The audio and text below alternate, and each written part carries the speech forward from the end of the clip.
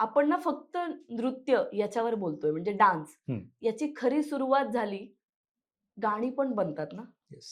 त्याच्यावर कोणीच बोलत नाही. मी म्हणत नाही ती गाणी अश्लील आहेत, पण ती डबल मीनिंग आहेतच ना.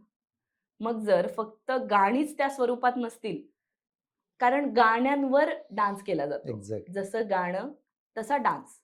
जर तुम्ही बघा कथ्थक स्टाईलमध्ये फक्त तबला वाजतो किंवा बरोबर, हार्मोनियम वाजतं. बरोबर. तर ते लोकं घुंगरू आणि त्यांचा जो अ, हात आहेत, त्यांच्या जे पद्धत आहेत, त्या पद्धतीतच डान्स करतात. गाण्याचे बोल चेंज झाले, तशा मूव्हमेंट्स चेंज होतात. येस. मग आपण त्यांना काहीच बोलत नाही. कधीच बोललं जात नाही, की गाणी डबल मीनिंग आहेत. उलटं त्याला अजून आपण एन्जॉय करतो, की यार किती मस्त गाणं केलंय किंवा किती छान त्याचे विचार मांडलेत. पण गाण्यांच्या पण दोन्ही बाजू आहेत. आपण नॉर्मल जरी बोलत असेल ना, तरी त्याचे डबल मीनिंग होतात होतं. किंवा अर्थ निघतात. मग तसं नृत्यात का करतात? म्हणजे नृत्य पण तसंच गोष्ट आहे, की डबल मीनिंग होऊ शकतं किंवा बरोबर. जर त्या शब्दाला जर एखादी प्रतिक्रिया चुकली, तर ती डबल मीनिंग होऊ शकते. येस. जर ती त्या ह्याच्यात नसेल तर.